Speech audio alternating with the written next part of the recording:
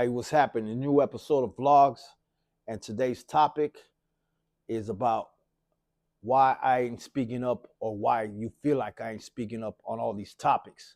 Balenciaga, which I do speak on, Epstein, I speak on, Chomos from day one. But let me tell you a little bit about something. The way I was raised, we always handle business, whether you've seen it on the internet or not. Now, I don't like bringing up this name. We already know the Chomo SPM. He's torcido right now. He's locked up. So the most we can do is speak on a person like that. You can't, you know, pull up, blah, blah, blah. You feel what I'm saying? Now, in our circle in general, since from my barrio days, because we were raised like that, any trash, anything that was bad, we handle business. A lot of homies from my neighborhood will tell you Capone always was one of the first ones to clean up trash. I could just go right now on top of the dome, speak upon the homie Tunes.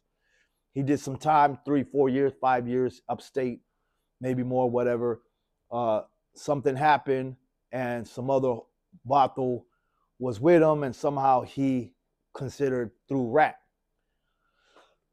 So, without saying names, um, yeah, he was at a situation somewhere where I was at.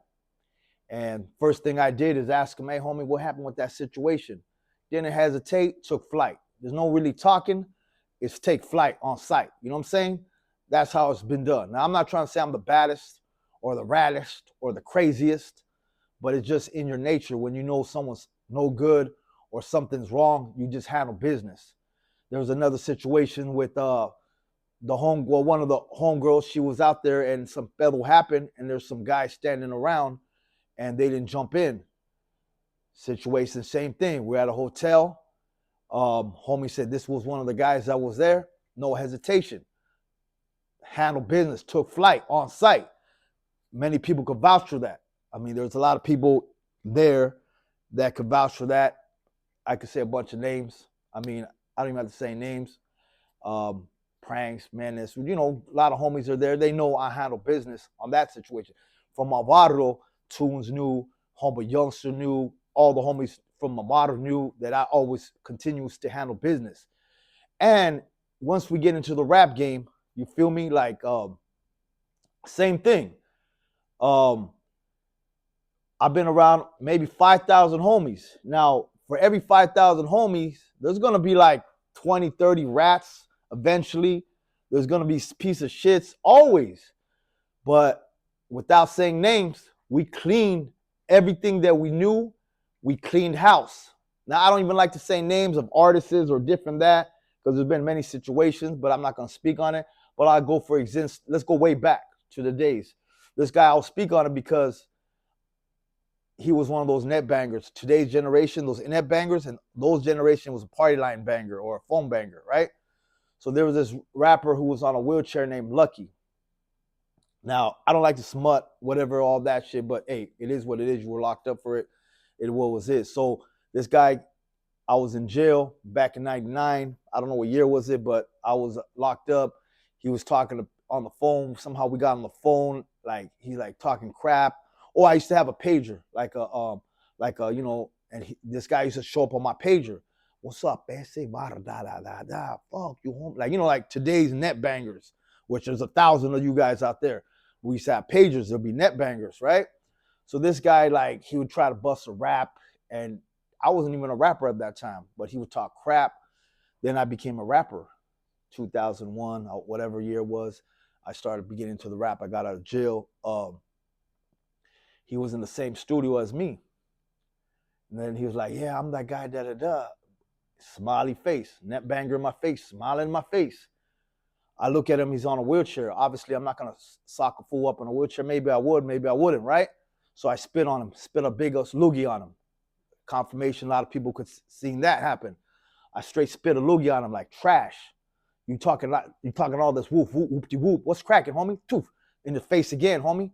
But at the end of the day, he's like, nah, man, that was me back in the days. I didn't really know you. I was talking crap, blah, blah, blah. I still looked at him as trash, whatever. But he was in the same spot. He kept woofing my ear, dog. I rap too. We should do something. I was like, well, I'm working on my music. He goes, I'll put in money. I'll give you money to do a song with you. This was my first feature almost, you could basically say.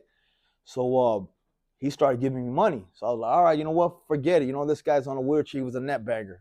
Hey, it is what it is. I spit in his face. He did what it is. I had songs on my thing. He jumped on it, whatever. He was breaking bread. He was always being a cool person. So I looked at him as like that. Did I sign him to High Power? No. But did he do songs with my first project? Yeah.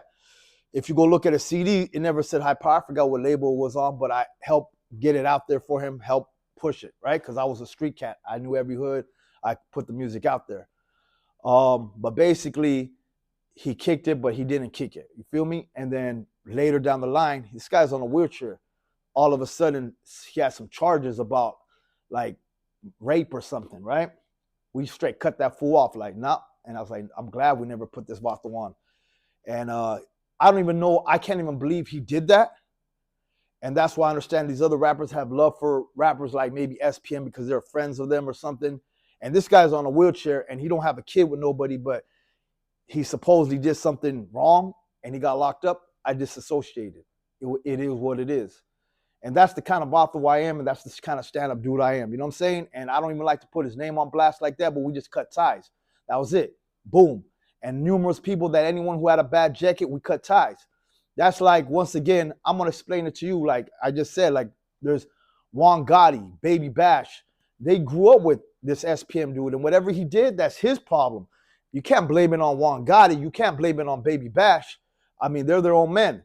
And it probably hurts them to know that their friend at one time was something like that. Just like me, I know a lot of people that are no good. And I was like, damn, this guy was putting money in my pocket.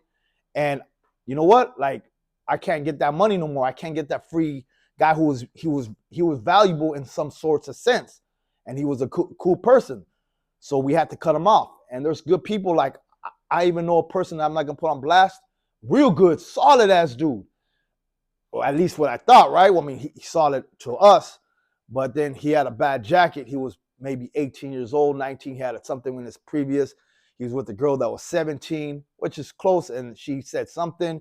He did a year of time. I don't know exactly what he did, but he did some time for it, whatever would be an aggravated assault rate, whatever it is. This guy was giving me money before I knew. He was a promoter.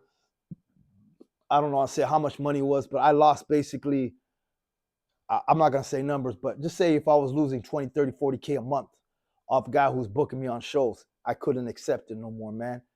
You know what? Like, if their business was through someone else, it could be understandable. But this guy was trying to do business with me. So I just, I don't have hate for the guy because I don't know his thing. But at the end of the day, he did what he did. So I can't associate. You feel me? And he's not someone out there rapping. His shit was 18 years old, 17, don't have a kid with no one, but it falls in the same category somehow, some way. So I'm not here to smut nobody up or say something negative, but it's just we got to keep ourselves clean. And I understand a guy who's solid, he would understand. So if you somehow mess up in life and I can't hang out with real ones or homies like that because I might be a real one, but something happened in my past that gave me a bad jacket, and it is what it is. Well, so now people like SPM or using manipulation ways and trying to get their fans to talk crap, that's the kind of shit real ones do not like. And if you were a situation like that, it's just best to be quiet. I mean, we seen this other guy. I mean, I forgot his name. He was what was his name? He had a big old tattoo on his neck. He was always online. He was talking crap about everybody. He was, I guess, a 2-5er. And I'm not even hating on him, right? But even if you're in that situation, man, just keep it like, it is what it is. He could have been done wrong, you know what I'm saying? But you don't go and disrespect other solid ass people, you know what I'm saying? And look what happened, you know what I'm saying? I mean, it could happen to anyone. It could happen to a solid person. It is what it is. But you just know that sometimes you just can't. And SPM with his manipulation ways, getting his fans to do this, faking fan pages. I got kids pregnant here and there. Like all these fake rumors out of nowhere making me laugh. It's just retarding kid games. And that's unrespectable. And that's why I had to do this little podcast. And I don't even want to bring this up, but I see these little messages every day of little weirdo stuff. And I'm showing you what kind of person I was, that we clean trash around us. Now, Balenciaga, Balenciaga, whatever. I don't even wear that crap. You know what I'm saying? So it's not something pertaining to me. But you know what? Charlie, I'm already like pedophilia people. Hell no. I'm the one that told people about Pizzagate. I told people about Epstein. I told about all these people in Hollywood in these big high places. They're involved in that kind of stuff. It's facts. I never sold my soul for no money. I could have easily be a big star in higher places, but nah, I already knew what comes with it. Some places you can get far without getting involved in it, but sometimes there's people you don't really want to associate, and I just don't feel like I can relate to some of these weirdos, right? But there's some people that are up there that ain't weirdos, right? But it's a tough line. So I just continue to do independent stuff, even though I do feel like I should progress into bigger music, but it's just being real. I speak on Palestine issue. I feel like that's some negative stuff that happened to the Palestinian people. I speak up on the kids in cages. We've been doing it all. So people saying comments like, why are you just picking on this? I've been saying this for years, homie. If you didn't know me, now you know me. And you know how I am, and all my homies from who grew up with me knew how I am, how we clean up trash. I'm already older. I'm not here chasing people to clean up trash. But if some trash is in front of me and it's an opportunity, the trash is in front of me. It's not that I'm trying to gain points. It's just your heart knows something's wrong, and that's how you react. And if the people who do that understand and they respect the space of a real one and they don't speak on it. And that's what it's about. So I want to teach the little youngsters out there and everybody to understand that we don't associate with trash. And I don't even want to talk about it. If you like music of somebody like that person, I'm not mad at you. I personally not giving you my opinion that I like that music because I wouldn't accept. I don't care how dope it is. If it's something like, hey, I'm putting it away in the shelves. Boom. But that's on you. And I'm never criticizing anyone's movement. Like I said back in the days, I said somebody had a movement. But do I respect as a man? Charlie, never. Never will, never have, never will. Other than that, I respect a person like that to move away, take care of his family. If he's a good person, get into religion and understand, pray to God that you're forgiven. I don't know if it's forgivable. I ain't God. But hey, at the end of the day, that's just something I had to speak upon as solid as homies that we are. And I even heard somebody, and you know, some guy, he said something just in general about this is why we are like that, because we like to, it's all about family structure, keeping it solid, taking care of your backyard. And if everybody does it like that, we would have a clean society and we won't act out of place, out of pocket. The original Chicano homies that were in LA have that thing. Me, as what I am, we have that same thing. We stick to our roots. If you know my bloodline, we stick to the roots. And I felt like me being a homie, that's how I relate to sticking to the solidness. But that's a whole nother story. This for all the real ones out there. You already know who you are. Stay up whether you're in Cali, Texas, because it ain't a Cali, Texas thing. It ain't this one, that one. It's about real, and you already know. And if somehow that stuff is not true, whatever, they can handle it on their own. But at the end of the day, we know what's true, and we're going to tell it like it is, man. I hope you guys enjoy this episode. I want to move forward with this, more interviews, more stuff. What do you know what it is? You know what I'm saying? And to all the real ones that send the DMs all the time saying, hell yeah, you already know. For the homies in prison from Texas to Cali sending the messages, much love. Real, recognized real. Salute you guys. I'm out.